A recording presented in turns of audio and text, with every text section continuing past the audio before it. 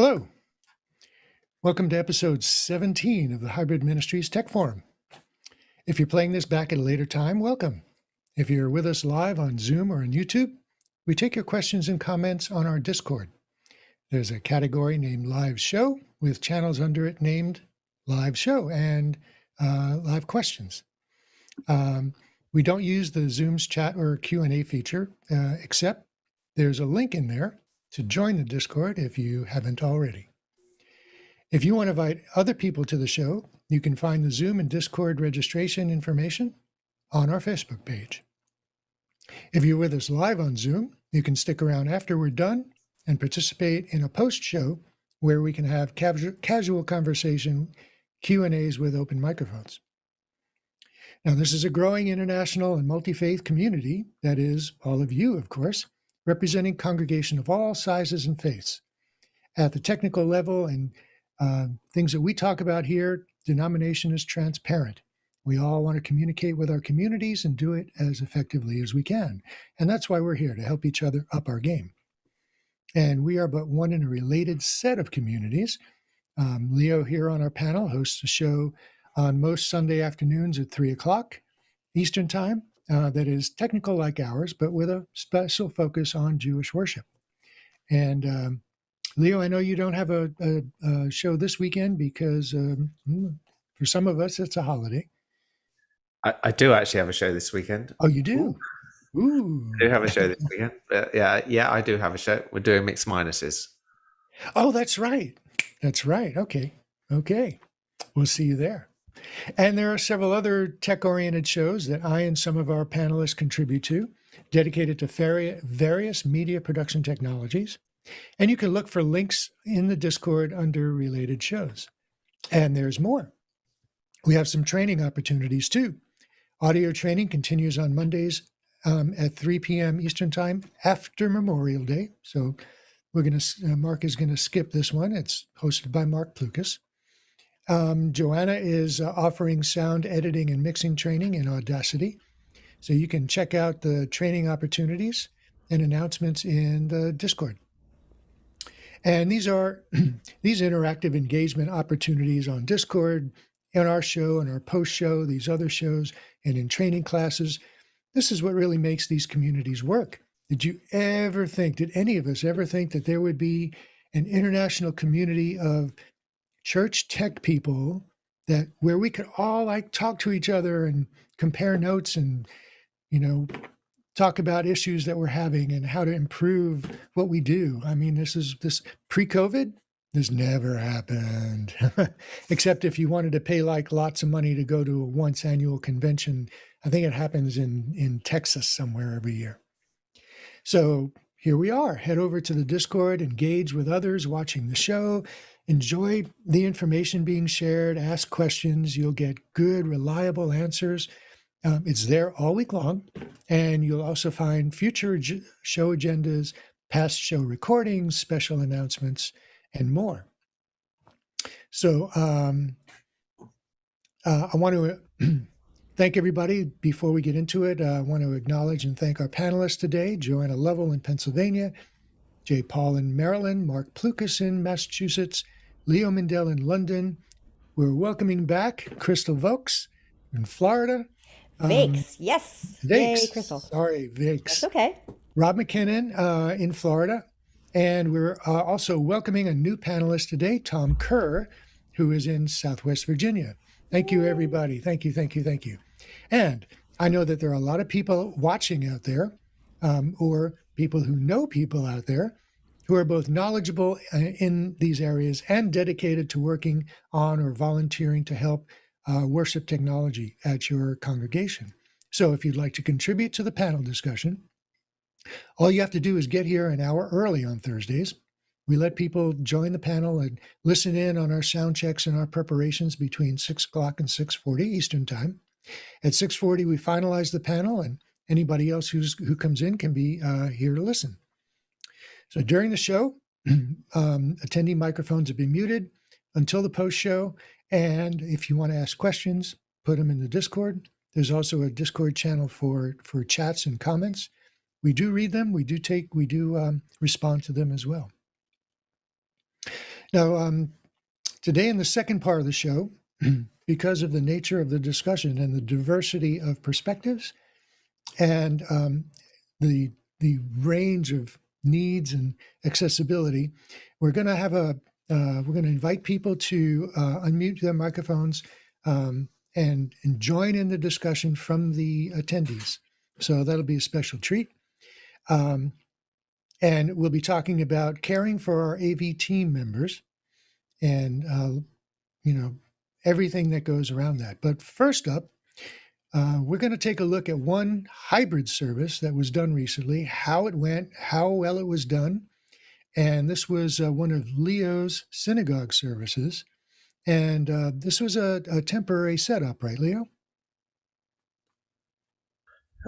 It was.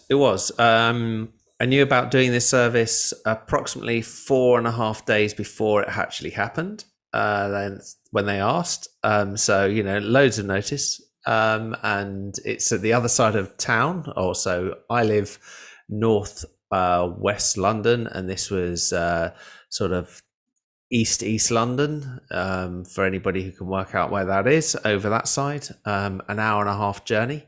And literally had to pack the car up with all the equipment and go over there. Well, tell us all about it. How did it go? Sure. Marty, just before I do, you've got the meter is the host, not me. Oh, well, let's just correct fix that quickly so that I can make you co-host again, because I can't make you can't. The meter has to make hosts now. Wow. All right, go ahead. All right. So if you can fix that while we fix that. Don't worry, it happens to all of us. So at the moment, the meters are in control. Meters are in control. The machines are in control. Can I ask everybody to please put their city name next to their regular name in their window, please, in their video box? There you go. All right, with the meter in control, it gives a whole new meaning to Wintermute. Thank you, Skynet. Any of you who have hosted or controlled Zoom, when you suddenly are past the host and you're sitting there getting ready to give somebody co-host back, and you're sitting there going, "I've got host, but I can't give Marty." I'm not host, so I sat there all prepared already this time, and it failed. Okay, so I did a service at a synagogue. This is going to be, I'm going to give you some demonstrations to show you what and where and everything. And hopefully you're going to see some bits and I'll explain it. So I've got the video of the actual synagogue itself, and I'm actually going to zoom right to the very end so you get a feel for the size of the building.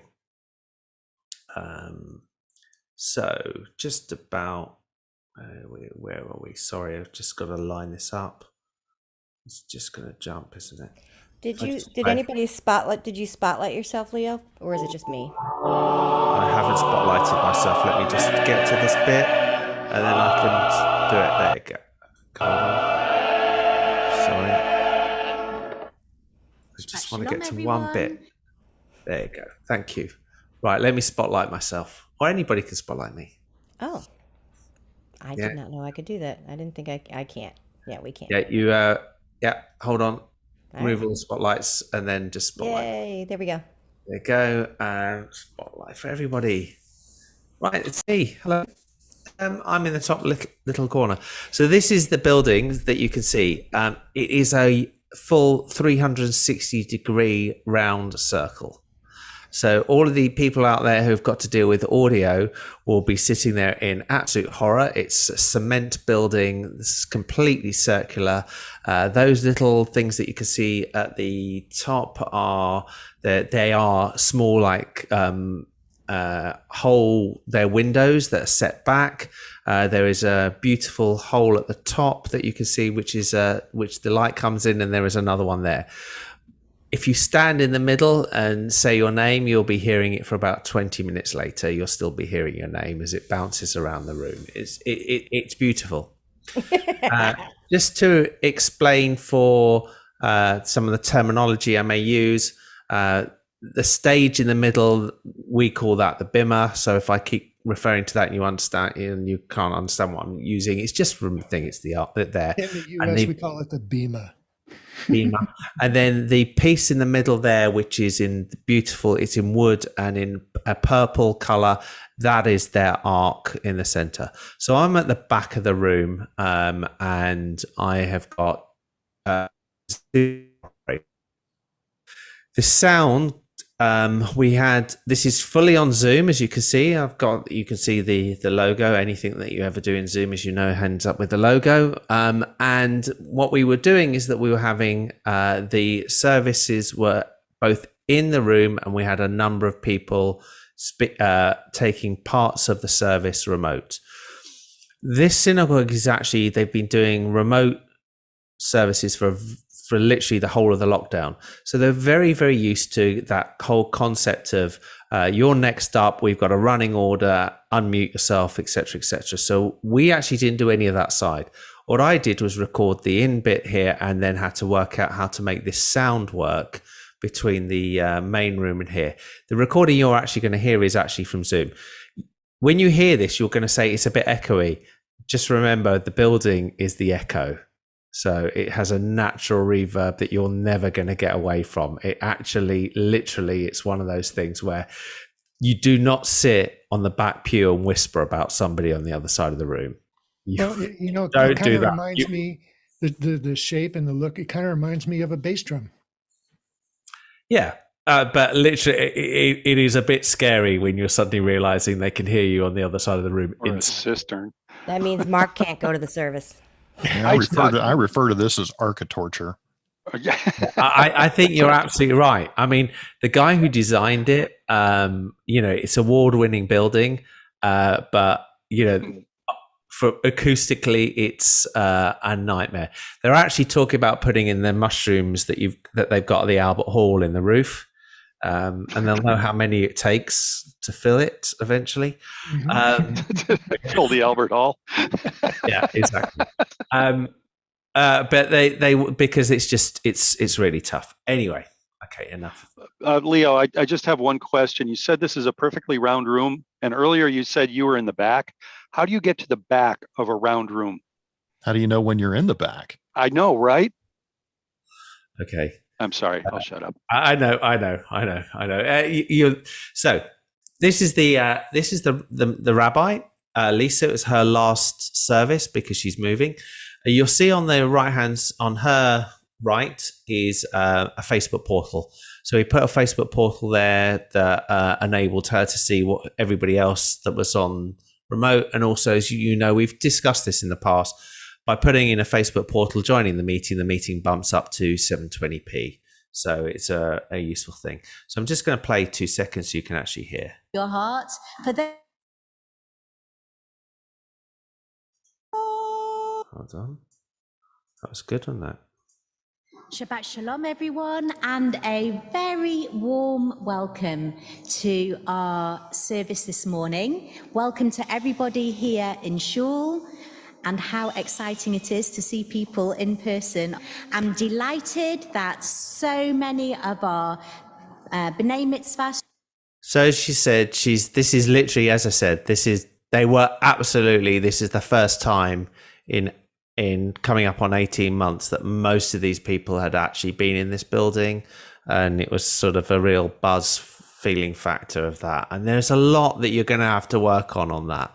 We had they'd roped off seats to make so people didn't sit in different things. They'd opened the doors where they could, so that it was a through draft to give all of that. There's lots and lots of issues on protocols that you're going to come across, and how to make that feel that you're trying to, as best as you can, deal with that. So that's how it started. So for the musicians here, the person on the right hand side here is called a cantor. Or there's other names, but he's the cantor, and he actually plays a mouth organ just to get his notes tuned, and then he starts singing. So you're going to hear he sings in the room, and they were getting all this coming backwards and forwards, and I'm going to show you how we did it in a second. But then once we had various different readers coming in remotely. I'm going to actually jump to Mitch doing something a bit later. Okay. And so we then would get, if I can just,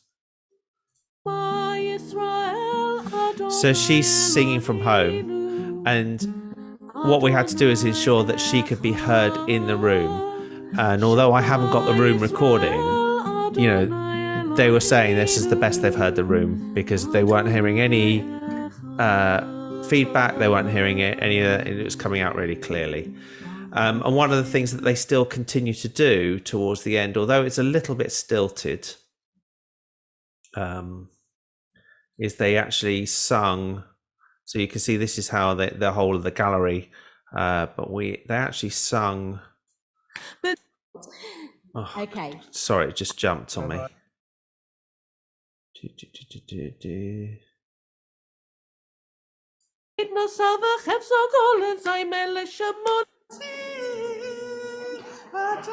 And we had a bit of a problem with a couple of the people who took part of the service, that they didn't present very well to the mic. You can see the mic to her left.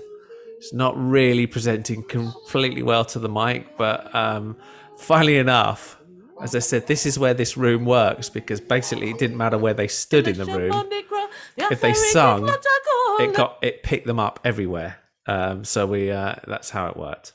So that gives you an idea of it, and how they did it. As I say, I should actually explain, we weren't controlling the zoom flipping, as I think I said anyway, we weren't controlling the zoom flipping between different elements, because they were so used to doing it themselves. So how did we do it? Can you play some of that service, Leo, instead of zipping around it a little bit? Just give it a little bit of a continuity. And a very warm welcome to our service this morning. Welcome to everybody here in Shul. Just to see how she does a transition. People in person. I'm delighted from her to somebody down. remotely. Good question. Yeah. Okay, let me go to somewhere where they actually transition. There you go. You're not going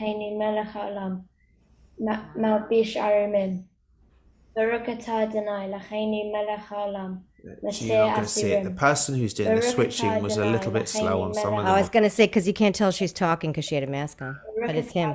Okay. Yeah. Hopefully I can see. This bit's silent. Choir? I can get you away. Is that a choir? The choir was remote, yeah. Oh, okay. They did some recording of the choir, so they recorded some of the choir and then they played it through. Now, as I said, we weren't controlling the Zoom bit, so it was a little bit difficult. And what we then found is they weren't pinning when they were doing it, so we had to repin because they had some recordings of some of the choir.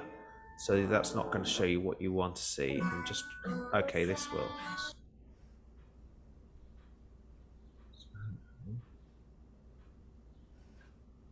So she's looking at the screen, and then she's just starts singing, and they unlock it, and they go to somebody from home. Okay. And then she's done with her bit, and then they just go on. They go on, so it's continually going on.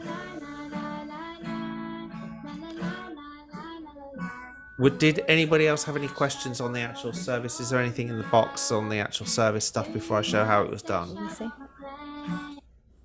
I don't think so. Nope, no questions in the Discord yet. Great. Okay.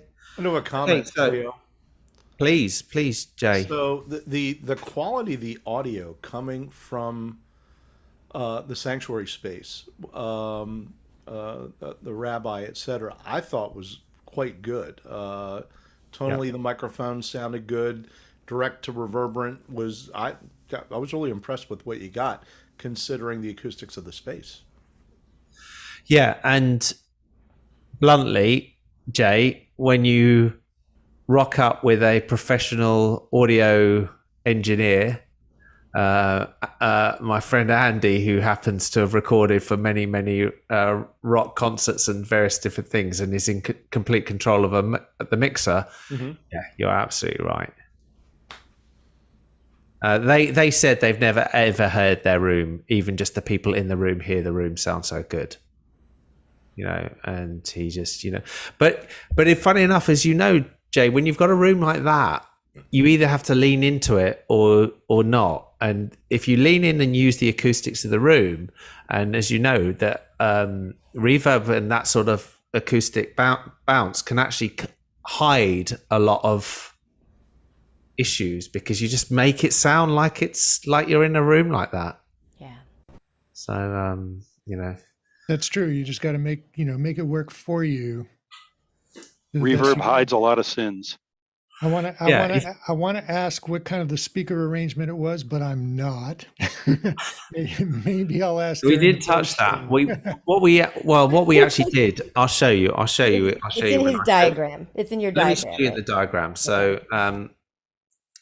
so this is a diagram I did. First of all, to explain, this is something that we, in our planning session that we have for this show on Sundays, we were talking about how can I show this, and I went, I remember watching something about h2rgear.com, and this is h2rgear.com, and I put this together literally in our planning session last week, and I added a couple of bits to it. So everything, I had to add in the Flow 8, which I'll explain what the Flow 8 is in a moment, but all of this, as you can see, this is dynamic, so I can actually move various different elements around to draw it, and you can add in another camera, etc. So we'll come to that. So what have we got here?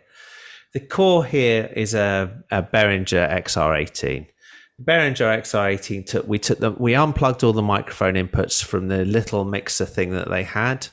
We unplugged them, plugged all the microphones in, added into wireless mics, and then took out of the XR18. We took out to their amplifier come mixer that was already in place, and just ran it in and then ran to the speakers. So we left their existing power side of the amplification alone. We just took in as an input and there so that we can control where we went. From there, we sent one output, one of the auxiliary outputs into the Flow 8. And the Flow 8 is this mixer here. So this is a Flow 8. Flow 8's the new baby mixer that has come from the Behringer range, and effectively, from my understanding, a Flow 8 is one channel of a wing. So it's exactly what's inside. The guts of this is inside. This is one channel of a wing, and we took into number 3. The reason why number 3 was important is because number 3 then comes up on this slider. So I was able to control the input from the room coming to the Zoom in here. This is connected via USB to me. On the other side, that was going to be my next question, Leo. So input 3 is a USB input, not an XLR? No, input 3 is XLR. XLR, okay, thank you. Yeah. It comes in on the Flow 8 and it goes to the USB. It connects to my Mac via USB. What it also then does is the USB of the Mac. So in Zoom, I set my speaker to the Flow 8, and that then gets presented back, and I present it using the monitor because it's got 2 monitors as well as a main. So I route the monitor of the Flow 8 monitor 2. I think it's monitor 1. Or monitor 2, I can't remember which, and I sent that back to, I'm missing actually that line, I sent it from there back into there. That's it, that line is missing, and it sent it back from monitor 1 back to the XR18. So Andy had across here, he had 4 microphones to control, and he had what was effectively the speaker from Zoom, and I had coming in the monitor. I had one line coming in, which is just there, which is number 3, and I controlled the volume if I needed to. But because of the way the Flow 8 works, I was able to pipe out without touching I was able to send to him without mixing it in. If I had sent in the main outs, he would have got himself back again. Does that make sense? Right. So you're using a second mixer to do the mix minus for Zoom. Yeah. And then sending back exactly to the main mixer. Yeah. So I could I've done this in normally in our setups. When we do this, what we normally do is we take from the USB of the mixer and we go straight into the PC or the MacBook. Hold on. Sorry, I've just got to actually connect it. We go in straight like that with that line there. But because of the physical location, so that's the line there. Because of the physical location, he was at the front of the building, I was at the back, and I was sitting there going, shall I send USB over that distance? And there's a physical issue in my head that, like, I can see what I'm doing, he can see what he's doing. We've got to get this right. We ended up deciding that we wouldn't do that. We would end up deciding to do it the sort of the old traditional way, which is to send 2 XLR cables. And I wouldn't have done it if this was a permanent install, but it makes much more sense when, and I think everybody on here will know, sometimes when you've got these slidey things in front of you and you can just adjust it slightly, you can do it. So I was running on my Mac at the same time. I was running Audio Hijack. I had Audio Hijack up, and with the meters, you know how you see the meters are sitting in this meeting. I had the meters, so I could actually watch the stuff coming from Andy to see that if it was too hot or not, and just adjust it slightly without having to disturb him. Because as I said, I couldn't talk to him, even if I had comms with him and I whispered to him, it was literally going to be heard in the room because it was just so sensitive. So it was much easier just to adjust that. On the video side, what I did is I ran through my A10 Mini, which is what I'm running in here. And I was able to key into the A10 Mini their logo in the top right-hand corner, because they wanted their logo to appear, but only on the wide shot. So I was able to put their logo in. It's a pretty easy thing to do, to put it in so you can key it in as an overlay key. And so I was able to do that. Okay, so that gives you a little bit of a thoughts. And it was hugely successful. And I think it comes down to one of those things where we spent 18 months worrying about this thing. And is it going to work? I'd say the things that worked was they actually carried on doing what they've been used to doing. They've carried on running their service as they're used to, of saying to so-and-so to unmute, do this, next person unmute, all the people in the order that they're used to doing it. The big differences are in the room. And by making sure that the people who were in the room could hear cleanly, the people remotely, it worked. I guess the important point was, obviously, because it was we always say don't make your first service a really important one. Can you have something that's gonna, because don't do that. It's like we had no choice. It happened to be that the rabbi issue was moving on, and they wanted to do a big service, and it just happened how it was. I know sometimes it works out that way. I'm going to be helping a church out with a service next month. It's also their minister is leaving, and it's going to be their first in-person service, and it's going to be in an outdoor tent, right? And they've never done this before, and it's going to be live, of course. And so we're going to go in the day before.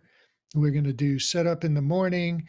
We're going to do sound checks all day long. We're going to make sure that it works. We're going to set up the cameras and the streaming and make sure that it works on Saturday, so that we know, we have a high confidence to be on Sunday. So this synagogue, were they doing all their virtual services live? Yeah, they've been doing all their virtual services on Zoom. Most synagogues have been doing their services on Zoom in some form for most of the lockdown. Very few have stopped. So just to explain, you typically will have a service on a Friday night. and then a service on a Saturday. Most of the services on Saturday have got shorter. This one seemed to be a bit longer. This was a 2-hour service. It's the longest I've ever for ages, but it's just how it's quite interesting. I think people have realized that online you just can't, the attention span has gone if you try and run that long. But I think it may be just the sheer euphoria of being back in the room that they decided to run that long, and it did feel long. It did feel long, but that's so okay. We're going to hear an announcement. Everybody, stand by. Thank you very much. Wonderful, wonderful, wonderful. Okay.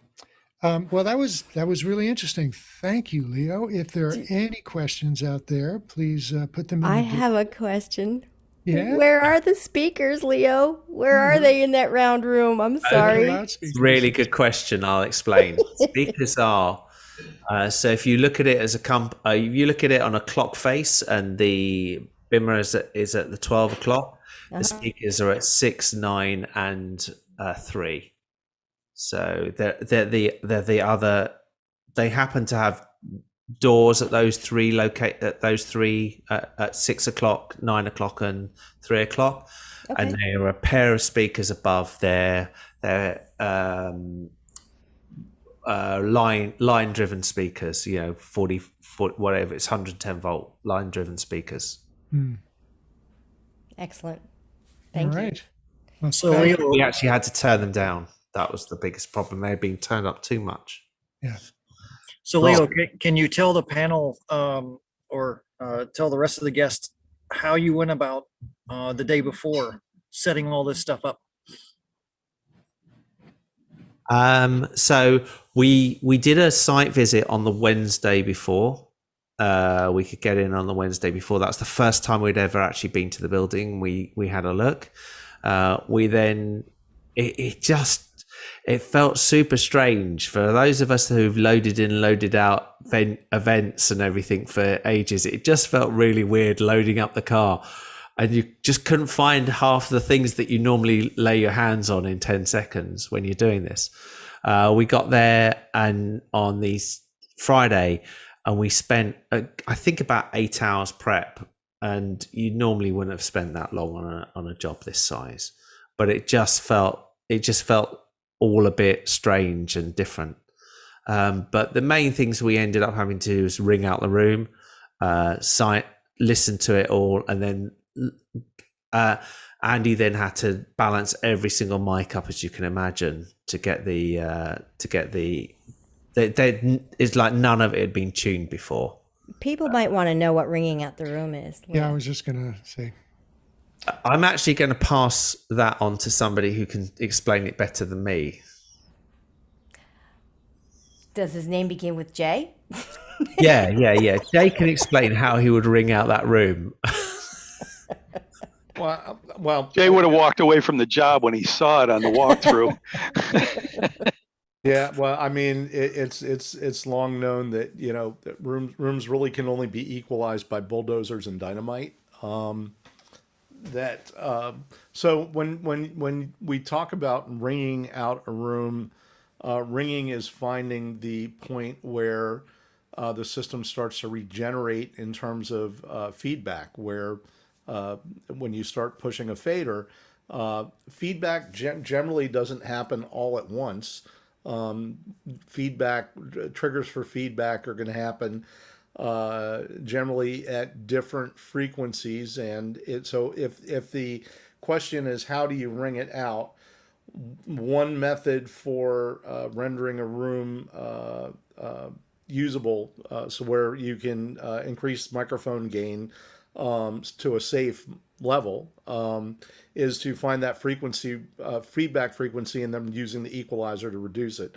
It's not, it's not normally a practice for methodical tuning of rooms and sound systems. We use analyzers and pink noise, generally music, to smooth out system frequency response. But in terms of if you have to walk in the door get the system basically functional so that you can deliver a margin of gain where somebody can talk without constant ringing or the threat of going into full feedback. Ringing a system out is a method of doing it. It's been used, for forever, ever since equalizers were invented and first inserted in the signal chain in PA systems. So that would be the description of ringing out a room. Pushing the fader when the first feedback frequency pops, reducing the gain of that frequency with an equalizer, find the next one.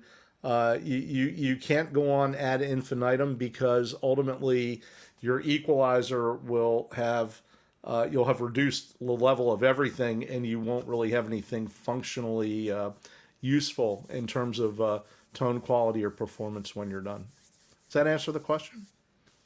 Paul, any fellow audio folks have anything to add? Yeah, to you that? actually make a good point. Once you pull enough stuff out of the spectrum, what you've effectively done is just lower the volume. Right. So basically, when you get like 2 or 3 frequencies ringing at once, you're done. Yeah. Let's put a cork in it, time. Mm-hmm. The other part of that is that at some point you have to energize the space. Just bringing up the faders isn't necessarily enough to do it. You need some kind of energy in the room to actually trigger the feedback to happen. And that can be as simple as snapping your fingers in front of the microphone, yelling, "Hey," or clapping your hands in front of the mic to get the energy going. That'll force the feedback to start, and you'll hear that primary mode pop on. And that's when you find the frequency, dip it, and do it again. Clap your hands, yell, "Hey," whatever it is. But you do need a little bit of energy in the space to trigger the feedback. And once you get to that point, and we've had this conversation in the past about automatic microphone mixers, if you get to that margin with one microphone and you've got a great safe operating level and everything sounds good, and you then try and raise a second microphone to the same level, you're going to find yourself hitting feedback again, because every time you double the number of open microphones, you reduce the margin of headroom before you start feeding back again. And this kind of happened because it was not a permanent install. Is that correct? So typically in the church where I used to work, there was a graphic EQ that in theory someone had come in and tuned, Sure. air quotes, the room. So that was really only done because he brought in all his equipment and had to check out the room. Is that the idea? Well, that may or may not have been the actual method that Leo's referring to, but ringing out, that would be the literal making a system ring. I'm just saying, does that have to be done every single time you walk into your space? No, it actually doesn't, as long as the microphones don't move and the speakers don't move. And, when you start introducing variables, those frequency centers where ringing takes place, you move a microphone a foot or maybe 6 inches, and you may start to trigger on a different frequency first. A key point to keep in mind, a properly designed system shouldn't be anywhere near that kind of feedback. Shouldn't be. Well, it's the system and the acoustics of the room. So when you go through that, once you've gone through that process where you've identified like 3 or 4 single frequencies that you can notch out, and then you get to a point where when you start to get feedback, you're working on 2 or 3 frequencies at the same time, and that's where you stop. Yeah, you're too far gone. When you get to that point and you've stopped, if you still have, if you still don't have enough gain and you're still running into feedback issues, that's a real indication that what you have is an acoustic issue in your room. And there's nothing you can do, or very little that you can do. You've reached the limit of available acoustic gain, and there is something you could do. You could add more speakers and put them closer to the listener. So when you start reducing the distance between the loudspeaker and the listener, and or reducing the distance between the talker and the microphone, allow you to increase the acoustic gain you can deliver to the room. Yeah. I love the fact you brought that up. Decreasing the distance between the microphone and the source. That is the easiest way to be able to get a little more gain. It's one of the things, if you've done lavalier mics forever, Okay. You put it there and you're looking at the EQ and you're about trying to twist the knobs off to keep it out of feedback. Sure. And then the first time I ever put a head mic on somebody, you look down at the board, it's flat as far as the EQ. It sounds great. What'd you do? Inverse square. You've cut the distance in half a few times. And it's just shortening up. If you look at the PAGNAG calculations, that's D sub S. It's shortening up the distance between the source and the microphone. It's the best, easiest thing you can do. The acoustic gain equation is kind of a triangle, and moving it in one direction, means that something's going to have to give in another direction. This is all really predictable. It's part of sound system engineering, and if you're designing a system for a room from scratch, or you're going into a room and, hey, I've got to locate speakers to cover the audience. Is it gonna be loud enough? Can I get enough acoustic gain? We can predict these things, and then you're still going to equalize it. The system still needs to be tuned, but you can determine whether or not you're going to be able to get enough gain before feedback in the design part. And Leo, you kind of opened it up to a real simple. Could you explain this? I'm sorry if I went off into a very long. No, but you did. It was actually perfect, Jay. Thank you. But what I was going to say, just to finish on this part, is that they thought that the issue is that they could just have services, and they've got the equipment they've got, the mixer that's in play at the moment, the standard mixer, just looks like sort of a Radio Shack, 6 knobs on there in a row, Right. and a bit of a tweak there, and that's it. It honestly looks like something you bought from Radio Shack. And they said they've had to turn half the speakers off. It's like, well, I know why you've had to turn half the speakers off, because you've just, the factors we just said, that room creates all the problems that you've just highlighted, even to the point when you get the next person who comes up who speaks loud, they're going to set the whole thing off. They trigger the system to go back. They're going to trigger the system. Again. Yeah. So Andy was sitting there literally hands on, and to explain, as we've talked about this before, he's using XR18. So the surface that he's using was an iPad. It's how he likes to work. He likes to work on a mixer that way. And he was just literally having to do it.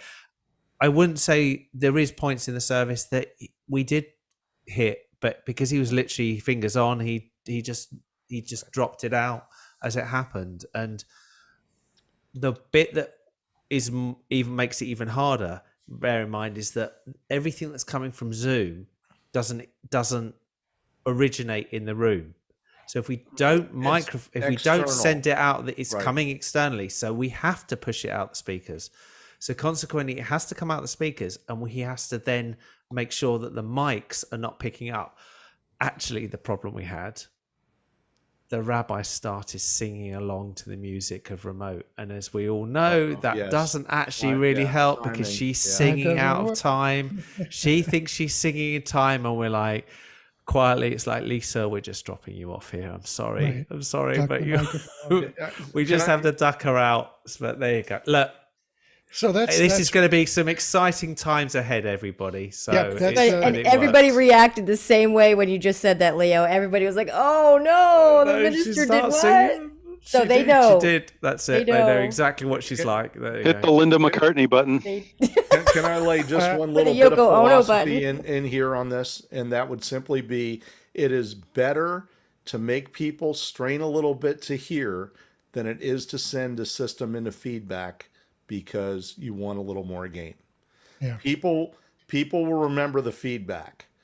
You're better off, making the audience have to be quieter in order to try to hear the service. And that's a really good point in what we actually said to them in advance there, Jay, which is when you pass between in the room to Zoom, count a few seconds. She was literally told to count 3 or 4 seconds before she said anything.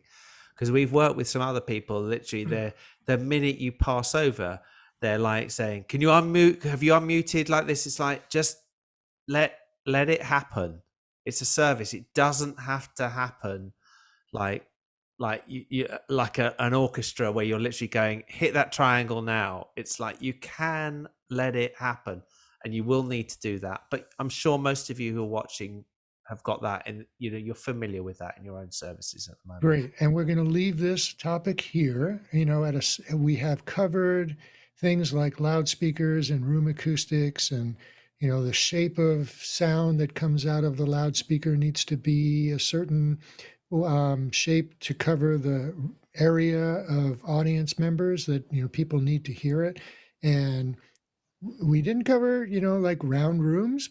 That's a very unique circumstance, but I have been in a number of round sanctuaries. It's a really interesting thing to work with. If any of you win the lottery and think you're going to build a new sanctuary, don't build it round. Don't make it round. It's not a drum. Curved walls, round rooms, dome ceilings. Don't do it. No. And this is not to beat on architects. Okay. Form and beauty, graceful designs, all the other kind of stuff. Most of them are not schooled in acoustics. It's just not their area of expertise. Which constantly amazes me. Okay, so moving on. Now we're going to talk about policy, process, ministry, administration, and leadership of your AV team. Now we're going to talk about many different ideas and ways to motivate and support your volunteer team. And depending on your particular situation, some of these may work for you, some of them may not. And so we're going to hear all of them. We're going to hear from our panelists, and then I'm going to invite attendees to speak with us as well, because we want to hear from your perspective as well, from the ministers and music directors and staff people out there. We want to hear from you too. So you've managed to wrangle a few volunteers to serve, and as a pre-COVID minister or music director, you may have known very little about microphones, audio interfaces, cameras, web streaming. But now you not only know more about these few technical things, you probably understand a whole lot more about the technical planning that's required to do a virtual worship, such as the timely creation of slides, pre-recorded videos, and music, to name a few. Well, these are examples of pre-event planning and coordination that we refer to as workflow. If things don't happen on schedule, if segments and files aren't delivered on time, there could be a domino effect that could occur because certain things need to happen before others. And either the content or the presentation quality of the service can be affected. And having all that happen reliably on a weekly basis really takes leadership, and it takes teamwork. So, thinking pre-COVID, how much care and support did your AV team members get from ministry or music? As a consultant, I'm working with different churches. I've seen people recruited, given one training session, and then left to their own devices to figure things out, which with little or, if any, interaction with ministry. They didn't have a budget or a designated leader or any ongoing support. They were basically a club with a weekly task and no given expectations. At the other end of the spectrum, I've seen churches with a whole department of paid professionals, a director who attends weekly worship planning meetings, and they hold weekly production meetings amongst themselves, and they have an annual budget. So let's take a look at how an event happens in the professional space. Television, theater, something like that. There's a producer who's in charge of the creative aspect, and there's a director who's in charge of the logistics, equipment, props, people, staging, blocking, etc. There are documents such as scripts, rundowns, cue sheets that get distributed so that everybody knows what happens when and what they are personally responsible for. There are talent rehearsals, technical rehearsals, and dress rehearsals. I've worked on shows where it took anywhere from a full day to a week to set up and rehearse for a 1-hour show. Why all this preparation? Well, because there's a lot riding on the success of the event. The producers, the attendees, the viewers, and the sponsors all have expectations. And one could argue that all of these exist in some form when producing a worship service, including the sponsors. So, where can we meet in the middle? Where can we find happy ground? Because we're not dealing with professionals, we're dealing with people who have their own lives, who have their own day jobs, and may have more or less time available to volunteer as much as they would really like to. So I'm going to kick off the discussion by offering that the AV team is essential to creating and maintaining the public image of a congregation every week. And therefore, let's consider that it might be a ministry. I mean, these are people who work every week. They're doing a really important task of putting your services out there on the web for the world to see. You never really know who's going to show up, who's going to view this week. So what support do they need? Staff, lay leadership? What information do they need? So let's have this conversation. I think I'm going to go to Tom Kerr first, who tells me he has something to offer us. Yeah, I've actually got a couple things, and some of this is practical and whatnot. So yeah, PowerPoint, but it's okay. So, and mainly I've been more on the audio side, but this applies to any of your technical folks. It's and most of us tend to be on the introverted side. So you can label this kind of the care and feeding of the introverted. And some of this is our own fault. When somebody asks you, what do? You give the one word answer, sound.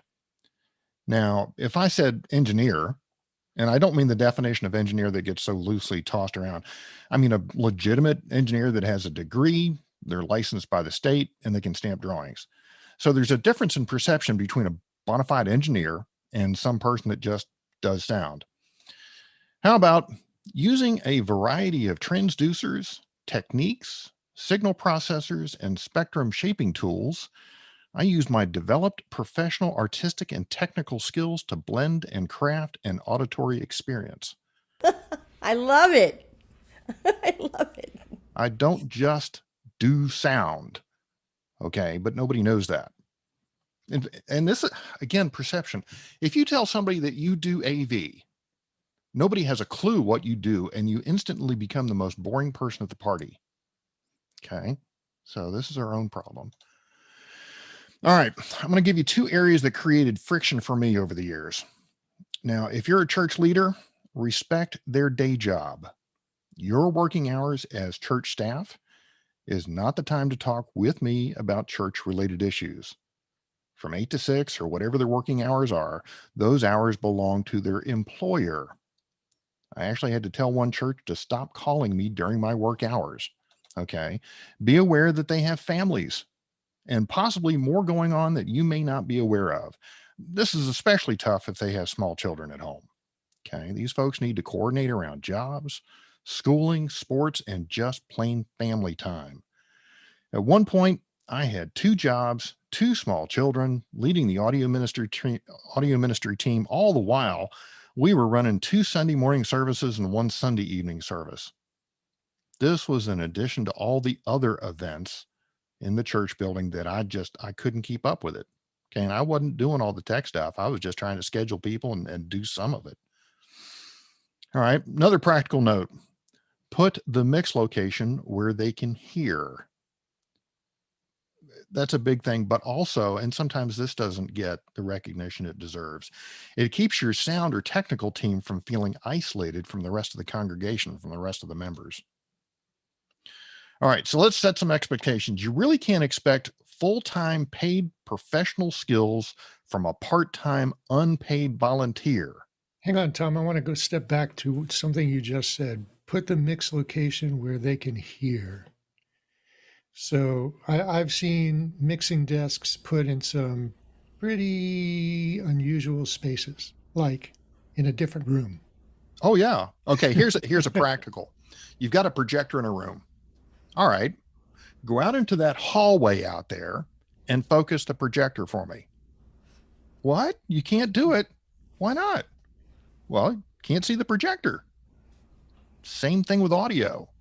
If I'm not where the congregation is, I can't mix for the congregation. I have one of the worst ones. It was an old movie theater, and the mix position was actually up where the projectors were. And these folks were sticking their head out, through the projector light path to try and hear what was going out in the auditorium.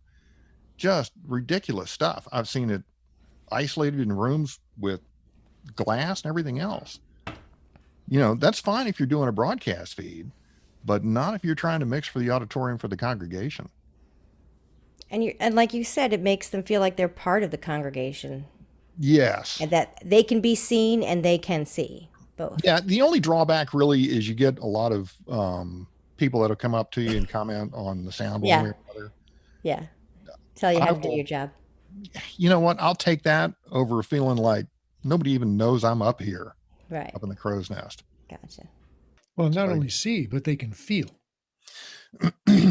Yeah. If I'm going to be able to come in, you've seen people, you've got somebody up in a crow's nest and somebody on the floor, and they're trying to give hand signals or use walkie-talkies or doing just crazy stuff to be able to hear or to be able to make adjustments. Right. And when I'm sitting at a mixing board and I'm at the back of the sanctuary on the same level as the congregation, and I can see the congregation between me and the stage, and I can see what they're doing and see how they're reacting, that really helps communicate to me how well I'm doing and whether what I'm doing is translating to them. Mm-hmm. So that's a really important thing. Yeah. I had to throw that in there because it's like, that does, and I know it takes seats away. But let's take a look at the overall goal. What are we trying to accomplish? So, all right. So back to this, and this is the difference between full-time paid professional skills, part-time unpaid volunteer. There are some exceptions if your church is blessed enough to have a true AV professional in the midst of your congregation. And if you're a true AV professional, there's a lot of times when you're just flat hiding. You don't want to tell anybody what you do because you know what's coming. So I've been on all sides of this. All right. Now, I know none of us need yet another meeting of any sort, but what you need here is a periodically scheduled mechanism to build communication and relationship. Go over how many hours were logged in the previous time period. And I like to break this down weekly because we think of effort in the amount of time required in weekly increments. Keep in mind, we're not talking about staffing volunteers for the coffee shop in the lobby. And this is not to diminish any other volunteer, whether it's parking lot, usher, offering counters, whatever. This is just a more technically challenging position. Okay. So what do your staffing levels look like? Are the volunteers adequately skilled to be able to successfully work these events? Are those volunteers interested in improving their skills, or are they just kind, warm bodies? What are the challenges the team is facing in supporting these events? This could be communication or expectations or interpersonal relationships. It's not always equipment related. It could be technique or usage. Maybe someone is holding the handheld mic at their belt buckle. Okay. Is somebody turning something off when they're not supposed to? Maybe they're just unaware of what equipment costs are. They're wrapping the head mic cable tightly around the transmitter after use. And most of us on here would cringe after seeing that. What you're trying to do here is develop and maintain relationships and get some avenues of communication. So develop a roadmap for improvement. You're not going to get there if you don't have a plan. Okay, this is going to require investment. Investing in people requires time and money. If you've got unpaid volunteers, please don't make them spend their own money to get trained to support your events. May I also suggest that sound systems do not run on electricity, but food. If the hours are going to be long, find a way to feed the crew. They may not be able to go out and take breaks when others can. Invest in your building. While new chairs, new carpet may be nice, deal with the quality of how the space itself sounds. Now, this could require hiring an actual acoustician, a real one, to evaluate the space. One of the most common things I've seen over the years is the continuous buying and integrating of all the latest fad gear that promises to be the cure all sound ills piece, when what really needed to be what was really needed was acoustical correction to the room, some treatment.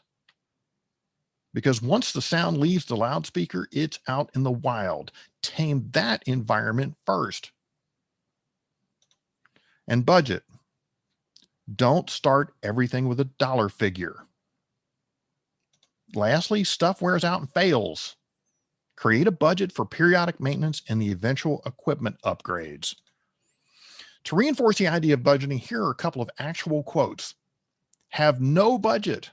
So these have to be, and I love this, the best, most inexpensive I can find. Here's another one. They're more concerned about how the audio looks than how it sounds. Read that again. They're more concerned about how the audio looks than how it sounds. I don't even know what that means.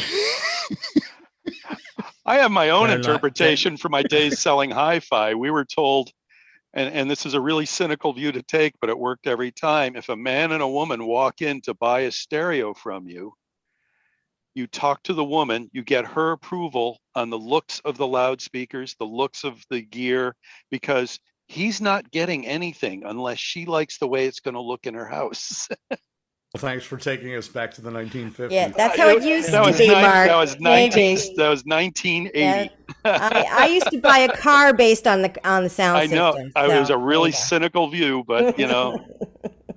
When it comes to churches, when it comes to boardrooms, when it comes to even corporate meeting rooms, I hear this all the time. We don't want to see the speakers, or we the don't want to see a microphones. sound mixer. You're at Marty. You're absolutely right. And to Tom's, maybe Tom, if that was where you're coming from, that people don't want to see speakers hanging from the ceiling, and regardless of the fact that maybe that's a solution that lets everybody hear a good service. Don't change the looks of our pretty church by adding good audio. Maybe. Okay, and I'll just say this is Tom the Aged here. I actually, over the years, the ladies that I have seen in this industry that have latched on to some of the technical skills make it fun. They typically really know their stuff and know it well. Okay, here's something. Absolutely. Everybody on here should know how to wrap a cable over, under. I have found in teaching that technique over the years, the ladies get it quicker. The guys take longer. And I'll leave that at that. Good save, Tom. Good save. I'll add that some of the top live sound engineers in the business today are ladies. That's right. Yeah. A good set of ears. You bet. And this is all part of it, look for skill. I just love this mount though, Tom. I can't wait till you tell us what the heck this is. This is a projector mount in a church not far from here in their combination auditorium and gymnasium. And this isn't even the most frightening picture I've got out of this. Somebody put an awful lot of work into this, but I'm really not sure how safe it is. You can see the basketball thing. Did you say there's kids? There's kids in that room, right? Yeah, there's kids in this room. Hello. This is like something that Rob would knock up in his shop. It's straight up MacGyver. I was going to say that's more Wile E. Coyote. Okay. More faith in Rob than that. You can call it MacGyver. You can call it whatever you want. It's wrong. The basic okay, and I understand every church wants to be a good steward of their funds. Okay, agreed. Can we call it fire hazard? Well, are you so short-sighted that you're actually introducing what could be a danger to people? Okay, because they don't, it's obvious. If I walk into a church like this and this is the kind of stuff that I see, it tells me immediately that they don't value professional AV services of any sort. I walk around, head for the door. There's no point in me talking to them any further. They haven't been listening. I hate to be brutal, but that's kind of the. But and pretty much every church has somebody who really wants to make this for them. At least in my experience, in my couple of churches that I've been involved with, they have the best of intentions, right? But it's not the way. It's not the best approach. But people love to fix a problem, and they love to build. Built better than this. Okay. You know what I'm trying to say. There's always somebody there with good intentions who wants to build something, who wants to build it cheaply. Okay, again, this is not the only photo I have of some of their stuff. So again, you look around, spot a few things, and I'm headed for the door. So the way I'd look at it is, as you say, everybody's got to save their budget.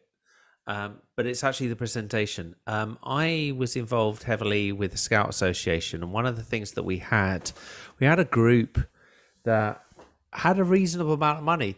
They had so much money, they had a minibus and everything. And you look at it, and it got tatty. And then the parents are going, "Are you going to take my kids away in that?" And then they did a 360. They looked back at what they were looking at, and they went, "I could see the problem," and they immediately bought a new minibus and replaced it. They had the funds, and it just looks poor, and people don't like things that look like that. Yeah, I've driven. It's not just looks, but there's a whole safety factor here. So when you're hanging a projector, which you're in the industry, it is called rigging. Whether you're hanging a projector, loudspeakers, or anything overhead, it is called rigging. And there are safety standards, OSHA standards for how things are to be rigged.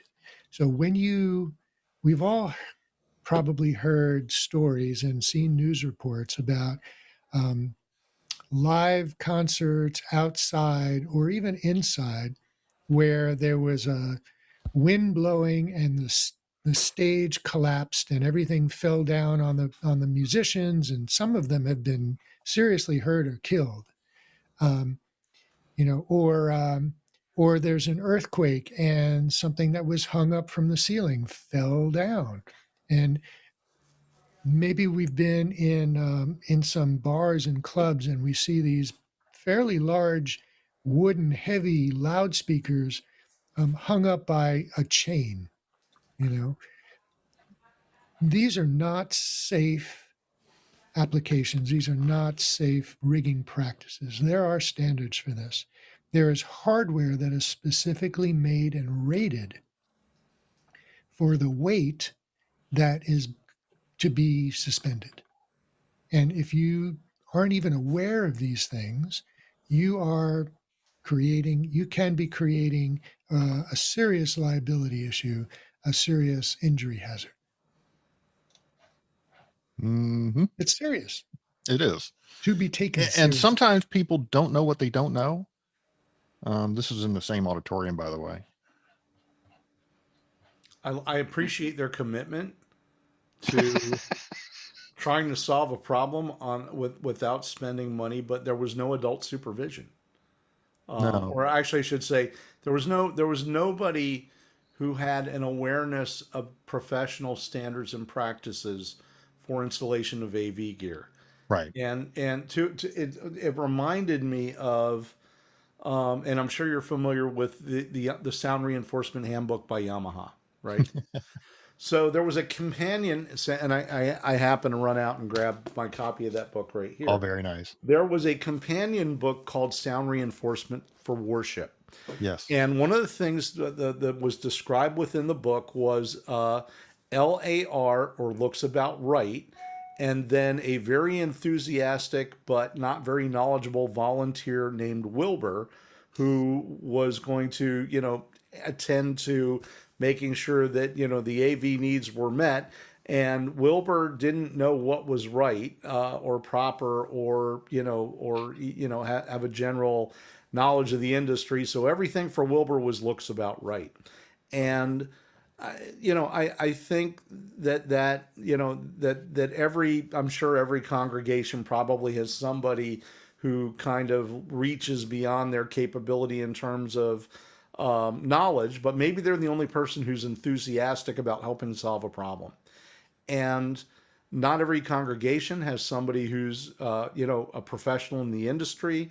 And I think a lot of people also may have been burned at one point or another, going to people who spin themselves as experts. And not everybody who puts out a shingle in the industry really is. There are good, great, and terrible in everything, and that includes integrators, consultants, etc. Doctors. There you go. And yeah, right. Exactly. Lawyers, etc. So, Lawyers. if everybody that's here takes anything away from these ongoing weekly sessions, is this is a serious industry. AV. Keep in mind, AV is not as even. It's not even a fraction in terms of revenue of like other big industries, we know around the world, like people who make toilet paper or kitty litter or, dog food. We're a relatively small industry, even though we're worth billions and billions of dollars. The knowledge that it takes, to successfully deploy and deliver safe systems that, meet expectations, that follow engineering practices that are, well established. And at the end of it, you still need to be delivering something that is subjectively evaluated by your customers. I mean, it's great to look at graphs and charts and plots, but, people sit in chairs and they listen to sound that comes from the minister, the musicians that are on the chancel, and either they're going to be delivered a worship experience that is something that is fulfilling, that doesn't distract from the message, that delivers everything, and that everything is safe and managed, maintainable. It's not to overblow what we bring to the table in the industry, but it is a profession. It is serious. It is science. It's engineering. It's also art, and it's people. And at the end of the day, hopefully everybody that's part of this is getting an idea that there are a lot of committed professionals and amateurs that want to make sure that what you deliver to your congregants, fellow congregants, who are probably also your friends, your relatives, people you care about, and you want to make sure they have a great experience and nobody ever gets hurt in delivering it. So All right, we want I'm off my to soapbox. Support our volunteers. We want to encourage them, and we want to give them opportunities to take initiative. But there are certain times, like any time a piece of equipment needs to be installed, that we really need to have some confidence that they know what they're doing and that what they're doing is safe. And sometimes we just need to bring in a professional at times. So let's have you continue, Tom. Thank you. I did want to circle back around to the point Tom was trying to make here, and that was that, for me personally, I've told people in the church, if it wasn't for the music and the technical contributions I make to this church, I probably wouldn't be coming every Sunday. I already know the message that I'm hearing every week. I don't necessarily need to hear it every week, but it's a personal ministry of mine to enable the people that are delivering the message to deliver it and have it heard in the best possible way. That's my contribution. That's my personal ministry. That's how my spirituality works.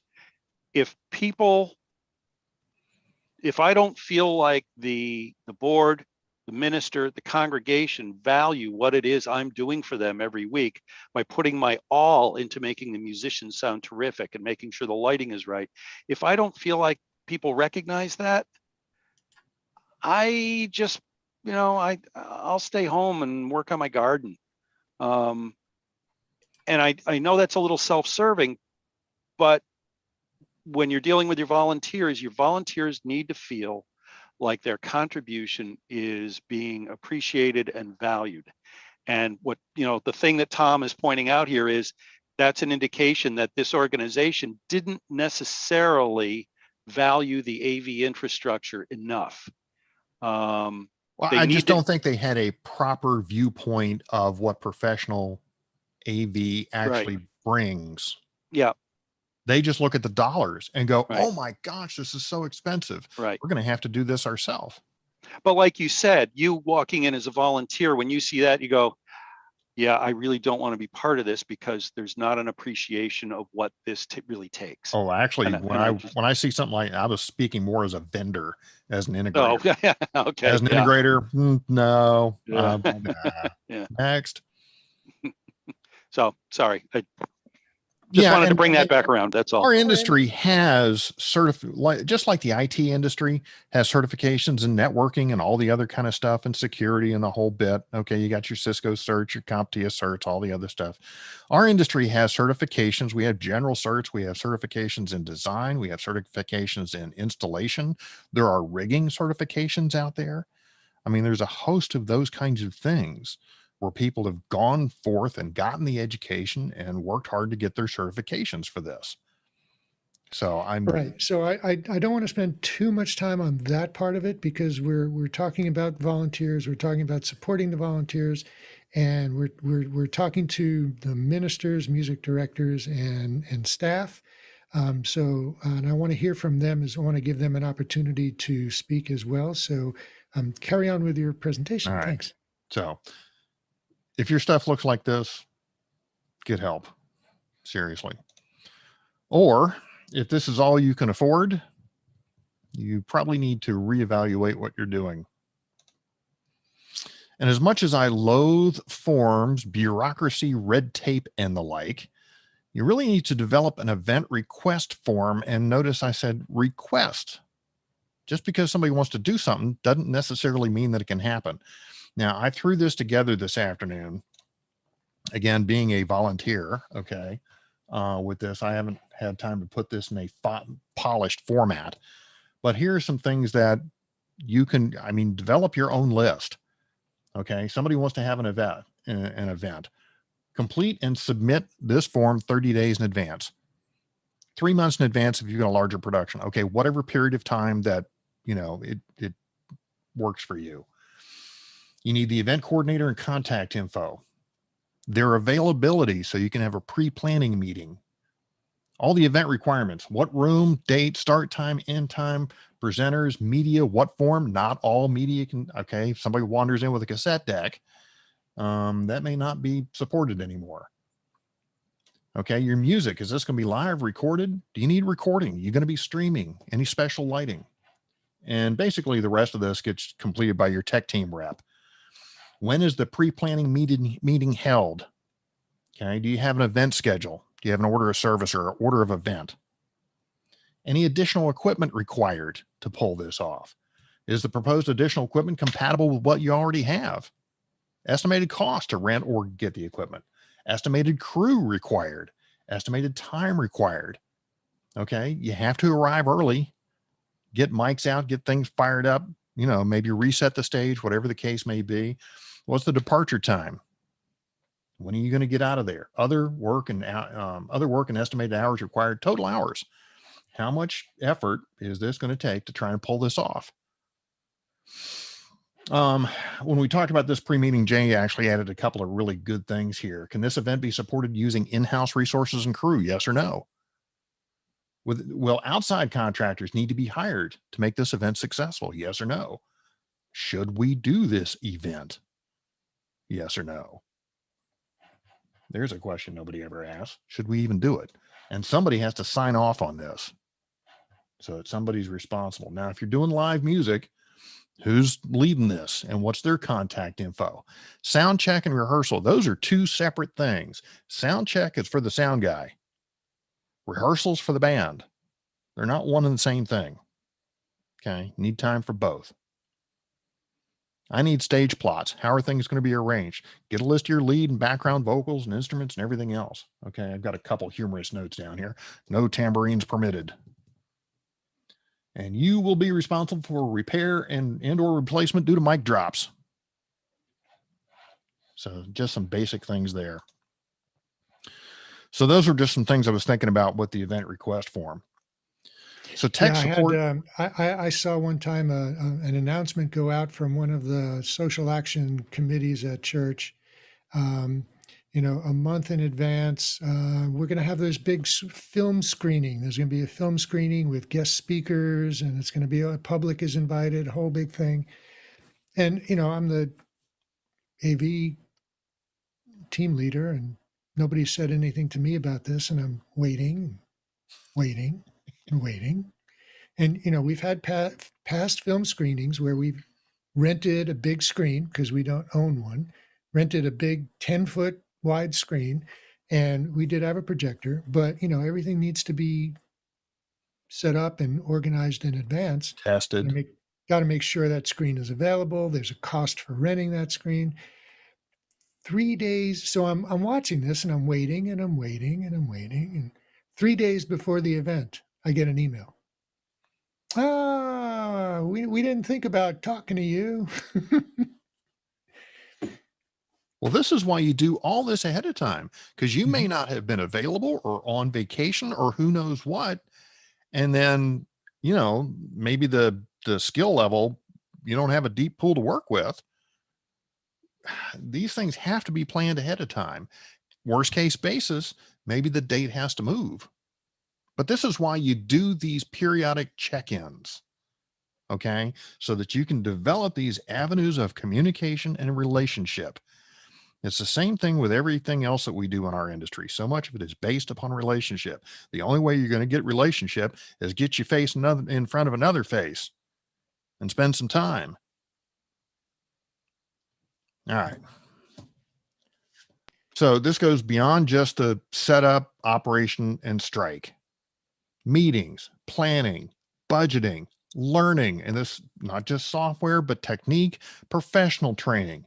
There's times maybe you have to do inventory and equipment repair. Maybe you've got to make some cables, invest in tools. Okay. Probably most everybody on here has bought a soldering station, not a soldering iron, but a soldering station. Okay. You're training others and developing materials. Maybe you're having to write up operation manuals. Okay. So a lack of technical issues does not track with the amount of effort and skill required to make the event seamless. So in other words, to be outstanding in your field, it's going to take time and money. And that's my bit. All right. Well, thank you so much. That was beautiful. There's more that goes into doing AV for church than many people realize.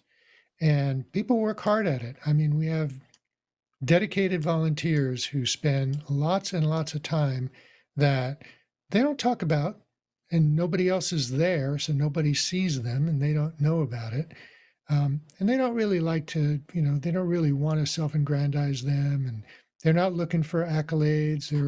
They're really just looking to help the church be the best it can be, to make that impression that the minister wants to make, that the music director and the band want to make on people.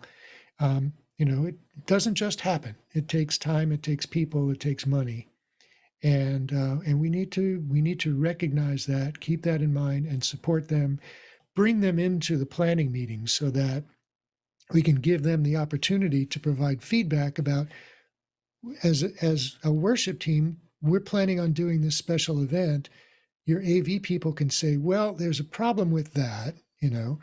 I can't do that. I can do this. Or where you want to be is not a good place. I don't have a way to run a microphone there, or we don't have that many wireless microphones. I can make other suggestions. So, or we need to prepare. We may need to rent some gear equipment, or I may need to bring something in from home. I can't do that if you're just telling me that on Sunday morning. So bring them in, keep them involved. When it comes to bands, well, who's going to be on stage? What are they going to be playing? Is it an acoustic instrument, an electric instrument? I need to figure out how many microphones I need. How many do we have? Where is everybody going to be on stage? There's a lot of planning that goes into it. So how do we keep these people motivated? So now some churches are really small churches that don't have many people and they don't have a lot of equipment. And so it's important to recognize the limits of your capabilities. And that's not so important. You can overcome some of your capabilities in person, but when it comes to doing streaming, it becomes much more important because everything needs to have a microphone. Everything needs to be run through a board if you want to be able to hear it. If you want to be able to see it, you have to have a camera that's going to cover it. So, it's a process. There are things that go into creating a web stream. I'm sure everybody, as I said before, everybody can appreciate now what goes into doing virtual services with all of the components and all of the elements that need to be prepared in advance, need to be ready to go. Well, when you're doing live, there's even more to it. So I am going to allow people to raise their digital hand. Raise your digital hand Which if you'd like to chime in, if you'd like to talk to us, if you'd like to contribute to the conversation. Raise your digital hand right now. It's if you open up the reactions button at the bottom of your screen, you'll see hand waves. So raise your digital hand and we'll allow you to unmute your microphone and please join us in the conversation. And may I start? Yes, please. In our planning meeting, I had mentioned that in my 9-year tenure as a music director at a very small fellowship, it took me 7 years to actually be able to attend the worship planning meetings. So I think, AV has a long road to go to get there as well. But I think even the smaller churches, the ones that can't afford too much, can always improve their communication. So if they choose to communicate with the music director and the AV team, things will go much smoother. If they use a Google Sheet or a Smart Sheet where all the ministers are listed and who's participating is listed, add a new column for the AV Tech team and keep the AV Tech team in the loop as worship is planned so that things don't happen on Sunday morning. Oh, by the way, there's a 4-piece band walking in the room today. That should never happen. There should be better communication. So even if you're small, you don't have a lot of money to spend, you can better those relationships and communicate better with your staff. There's a couple of ways to keep a staff motivated and to build a team. One primary way to do that is to make sure everyone, as Tom mentioned and as JLo mentioned, make sure they have a seat at the table, whether it's virtual or in person. Giving them a voice motivates people and keeps people motivated. They feel appreciated. They feel like the expertise and the time and effort that they're lending is going to be valued. The other aspect to that is don't forget to celebrate your successes. The biggest show of the year, the biggest event of the year for the Circle of Friends Coffee House has nothing to do with the show. It has to do with the restaurant we choose to go out to at the end of the coffee house season and have a huge dinner together at a Thai restaurant or an Indian restaurant or whatever. We set aside a certain amount of our budget to get everybody together around a table and celebrate the fact that we had a great season. What worked, what didn't work, who are we going to invite to sing and play for us the next season. But celebrating your successes also keeps the volunteers engaged. It can be as simple as every time if you have regular meetings, make sure there's coffee and donuts, or make sure there's pizza and Coke at the meeting. Just feed them. it's amazing how far those little things go in keeping a volunteer staff motivated. And before we go to Crystal, I'm going to just announce to our audience, if you don't see a way to raise your digital hand, then put your name in the Discord and we'll call on you.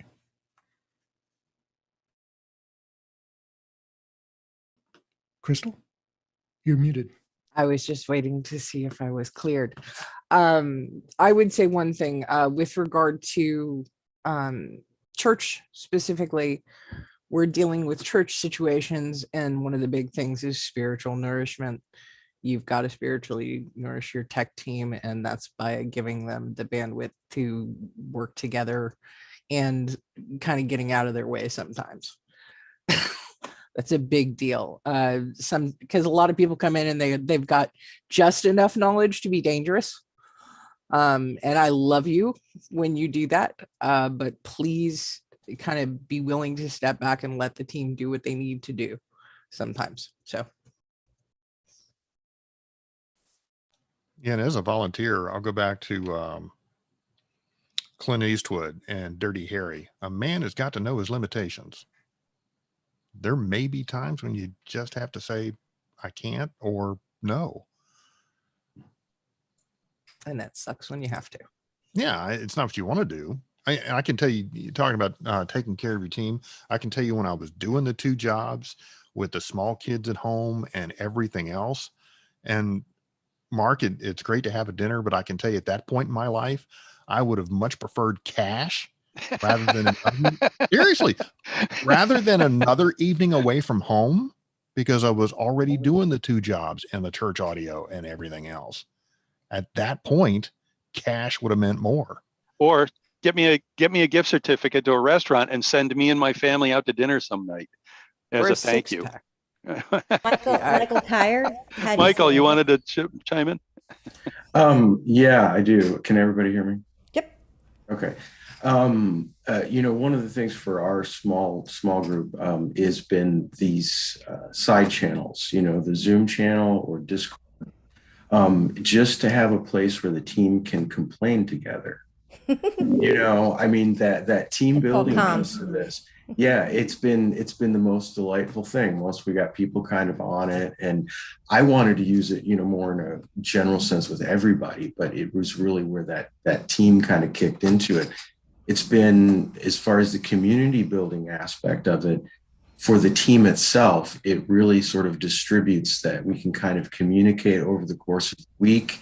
We took some time to figure out just how we were going to balance that with, email or whatever other communication pieces we had. But that piece alone was just really, really, really important for that team building aspect of it. Yep. And so really right now, when we bring in a volunteer, somebody who wants to help, that's the first place, we go to immediately is like, look, this is where we're having these, our live conversations at. It's been an amazing thing. And for me, it's the being able to complain in the background without getting the echo and nobody can hear you. That's a nice benefit. So, and where you can all talk about the minister is singing. You can tell somebody mute him. And that's where our best stories are really recorded. I've muted the pastor's wife before. Yeah, when things have gone sideways and that's where we've had the conversation. It's actually recorded. So the best show is always in the headsets. Yeah, exactly. Yes. Yeah. So the only concern with any of those kind of things, and you have to build the team. Okay. So I love the back channel. A lot of times what I've seen is the us versus them, because there's no communication between like the music team and the AV team. Right. So unless you work hard on building that bridge, those relationships, those lines of communication, it can devolve into an us versus them. And that's not good for anybody. Having a leader, though, that can take all of that background bitching and moaning and say, all right, how can we turn this around now? Now that we've recognized as a problem, you all have strong feelings about this. How can we turn this around? Do we need to reach out to the minister? Do we need to talk to the board? Do you need to do something to just be more visible? how do we turn these complaints into something better? They may not even be aware of the issues going on the AV team, the personal issues. Right.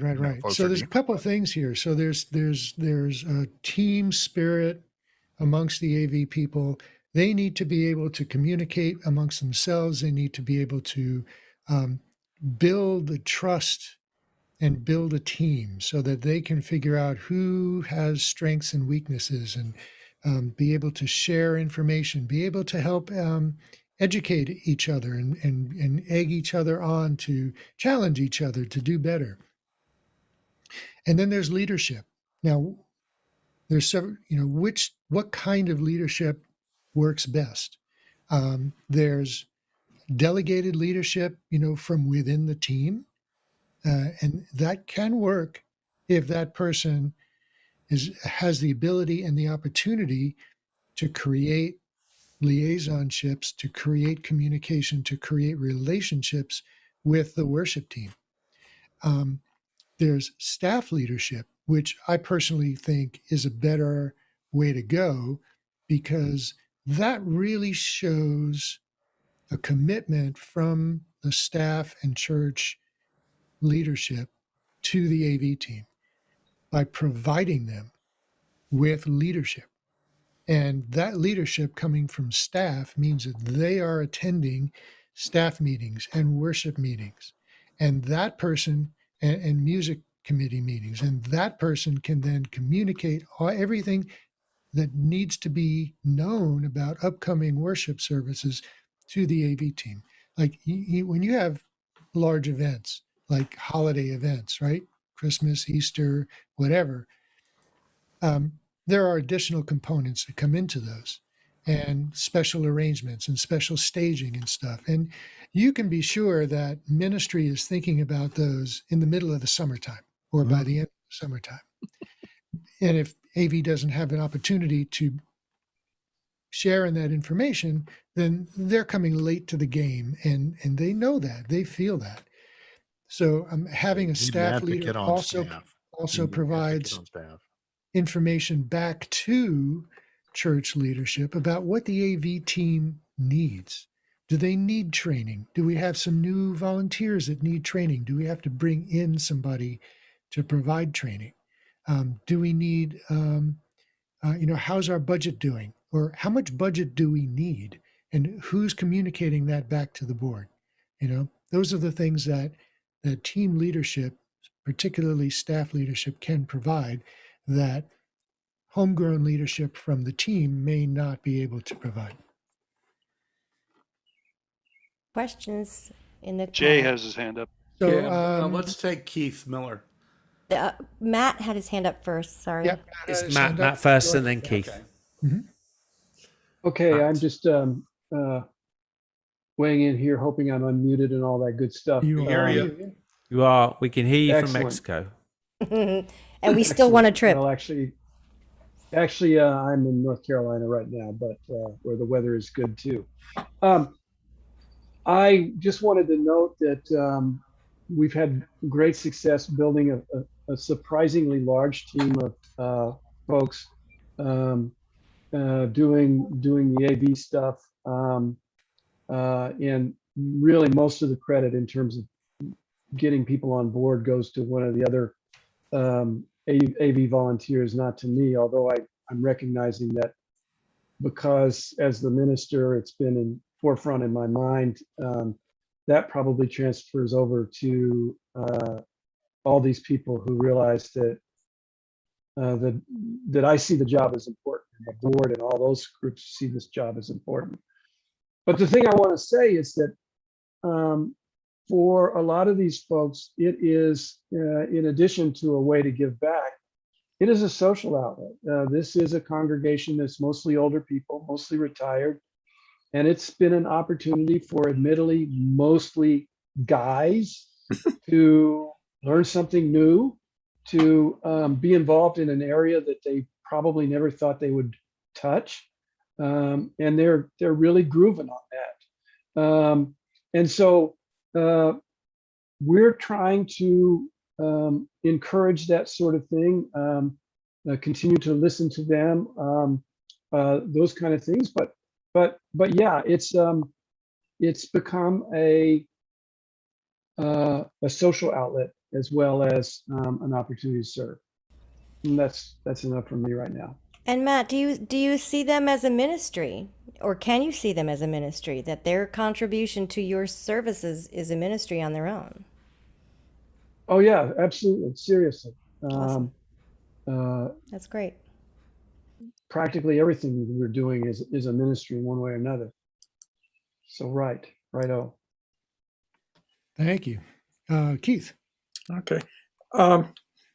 Yeah, I just wanted to say that mostly I think that things seem to be better in terms of recognition and respect for the AV people and a lot of what I've heard tonight.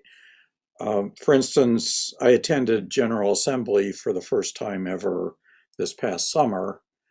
Now that was all done online, and it was done, on pretty short notice because everything suddenly changed in March and General Assembly was in June. So I don't know any of the behind the scenes story, but I imagine people must have really worked miracles to get things to work as well as they did. But I noticed consistently that at a meeting in which there was a lot of disagreement among people about a lot of things, everybody showed respect and appreciation for what the technical team had done. And, I think that's a significant thing. And I think the same thing's true in my own congregation. Maybe I'm just lucky in that respect, but, it's, we've got, something like 120 active people. Volunteer time is always tight, budgets are tight, but, the minister, the board members, I think people really go out of their way to try and understand what it is we do and to show appreciation for it. So, Well, it's good to hear. Lucky. Yeah, I think that I know that congregations do appreciate and recognize that, there's somebody sitting in the back of the room that's operating this, equipment that is what we're hearing and what we're seeing, and they do appreciate it. And appreciation is nice. Support is a little different. Jay. Yeah, a couple things. So, first is that since the pandemic, I should say pre-pandemic, I spent quite a few years on in my congregation's tech crew running sound for worship. And then I said, I really don't want to be obligated to be here on Sunday mornings. I'm taking myself out of worship, but I'll maintain the system. And I spent 6 years on building design committee, making sure that acoustics and sound system and video was attended to when we built our new space. But since the pandemic, I've been drafted back into actually being part of the technical crew that rotates in to do our UC meetings using Zoom. And one thing I've really noticed is that I think that the lay people, the staff, pretty much everybody who participates in the services they didn't really realize what went on in the background to produce just a Zoom worship service, right? All the parts and pieces, somebody muting microphones, somebody making sure that music and video and slides come in and out. And what we've noticed, pretty generally is that when people are part of the service rehearsal for the first time on Saturday, their eyes are wide open. We had no idea it was that so much was involved in doing this. You do a great job. When things go wrong, you're unflappable. One of our young volunteers who's a senior in high school, somebody mentioned to the minister how it was another minister who was joined for part of a service and audio went off. Should I use for band words? Nothing, Siri. I wasn't talking to you. But at any rate, had mentioned something about how impressed they were that when something stopped working, he just was unflappable and went through a process to get things working again. And if there's a silver lining to COVID, I think that has brought various members of the congregation a little bit more in tune with what it takes to produce a service. And I think that appreciation will probably show itself up when we have to go to the congregation at some point and say, we need budget. We need, technical, we need training, we need whatever we need. So I think that, maybe your congregations also have an opportunity where there's more engagement between your technical teams, members of your congregation, members of your staff. Leverage the relationships that you've built over the last year because you've had that engagement, and make sure that you continue it as we leave the Zoom world or go into a hybrid world and you're back engaging people in person again. I don't know if the rest of you have had a similar experience or noticed this. If you have, and you found something that you can carry and utilize as you return to your buildings, that would be great. And then, I guess the other thing, I don't remember who was talking about, maybe it was Tom, things about budget. There should be an operating cost budget, things that are consumables that need to be, maintained, anything from lamps for projectors to, I don't know, batteries for microphones, etc. But, also, either if you have the skill yourself, keep your eyes open for things that need to be addressed from a capital budget that are beyond just the regular operating costs of maintaining what you have now so that you have an eye to the future. That's all.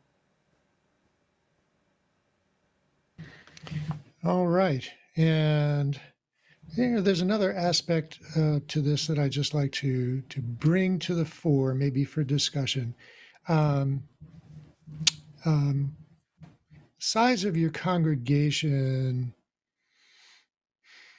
Does the size of your congregation limit your opportunities and your potential to grow an online audience, to grow an online congregation? There are churches, there are ministers who are seeing hundreds of people tune in to their Sunday service, and they're doing this from their dining room table. There are other ministers who see way more people, hundreds of people, thousands of people tune into their virtual service from their dining room table. Now we go back into the church.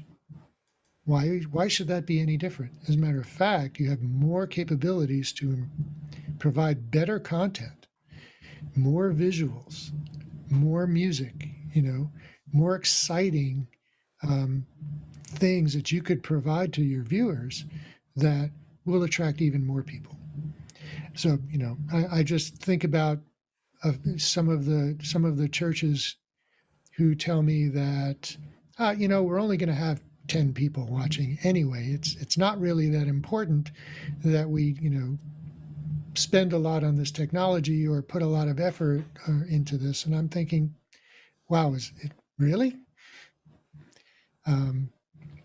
There's so much more potential that's available to you because now you're addressing what could be a worldwide audience. I mean, do you have a message that you believe in? Is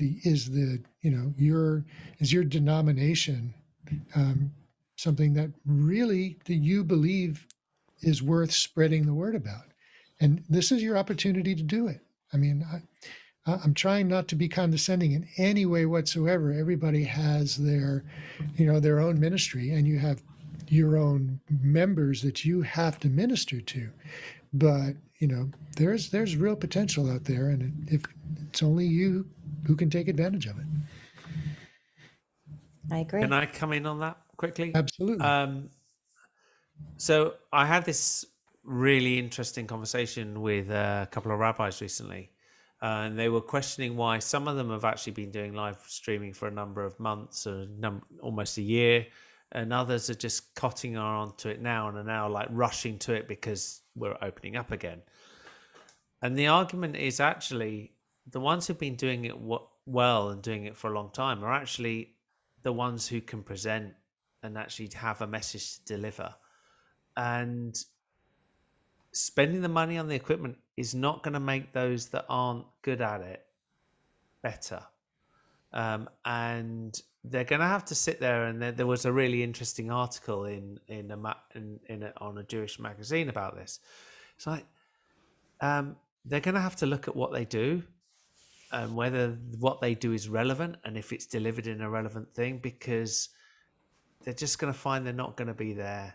And it doesn't matter that people are back in the building. People are going to sit there and go, I've actually seen the vision that I actually like this, or I don't like that. And and the barrier that, well, that's my nearest, or that's the closest, is not necessarily going to mean that they're going to do it. Then maybe they'll tune in and they'll go only to an in-person service once a month or once every other month, but they'll actually still follow and keep with their services.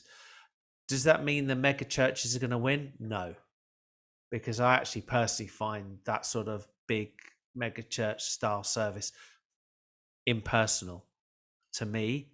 I'm sure it works for lots of people, but I think there's also different things. But I do think that if the technology is seen as the driver, the technology will be the barrier. And I think that's a key thing. So you've got to make sure, as going back to some of the comments that have come from everybody else, your team needs to be a team.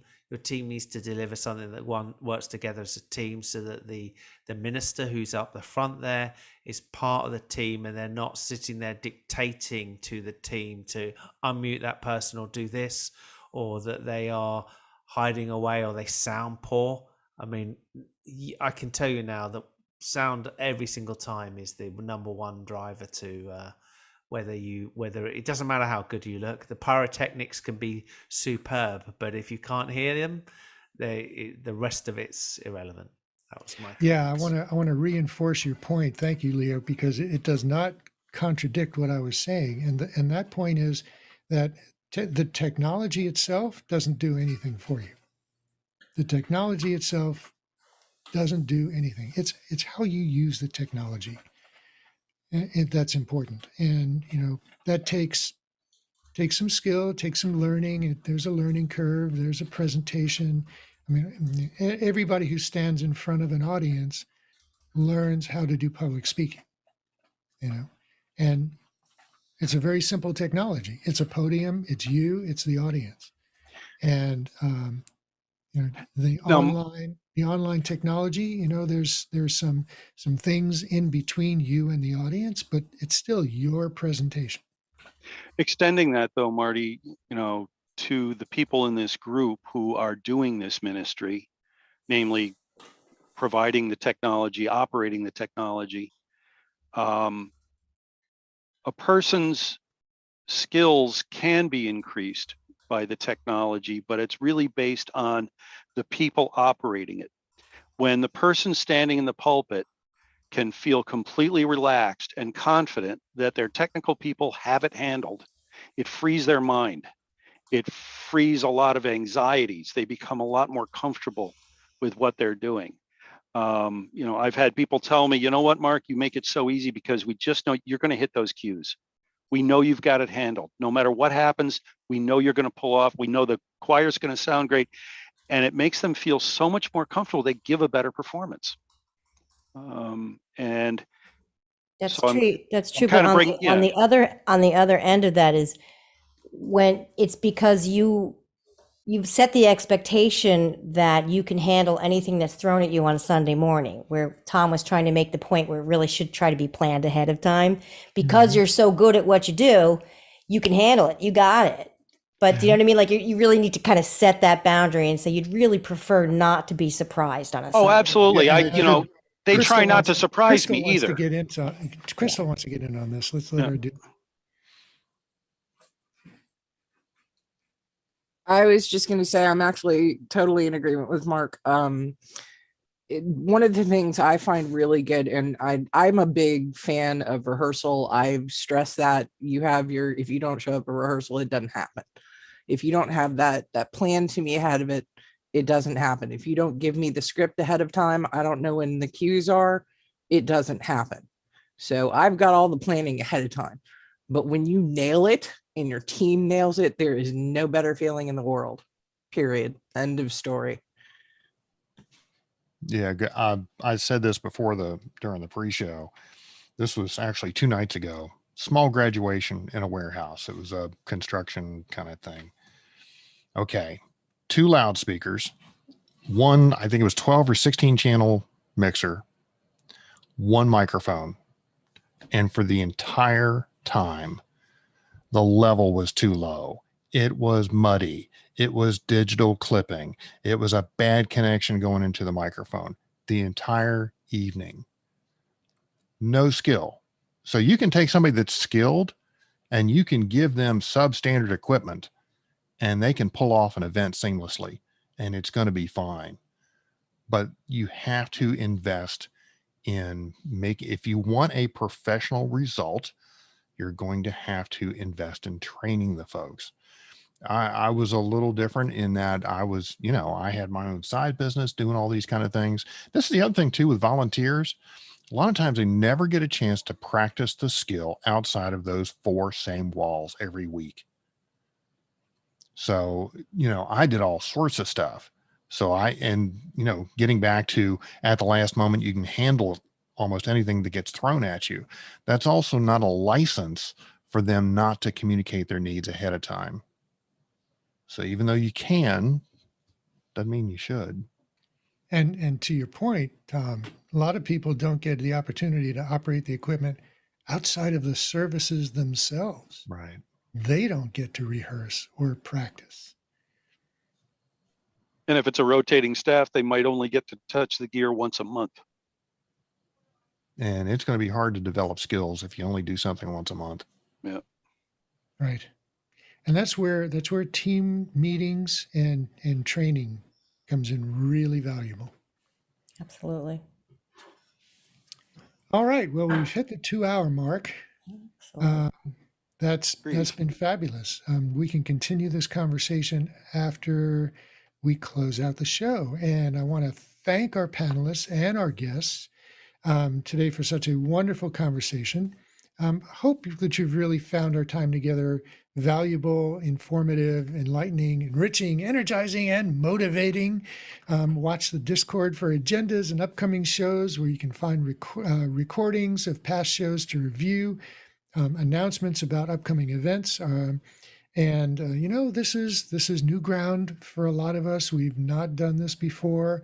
Many of our churches have not had an online presence like this before, and we're figuring this out for the first time. And we really have the opportunity to make it our own, and to, it requires maybe reinventing some part of our ministry. So think about your communities. Think about maybe redefining who your community is. It's your roomers and your Zoomers. So dare to dream about that. And, we'll see you next week and we'll continue this conversation. We can continue it on the Discord and we can continue it in a couple of minutes. Thank you very much.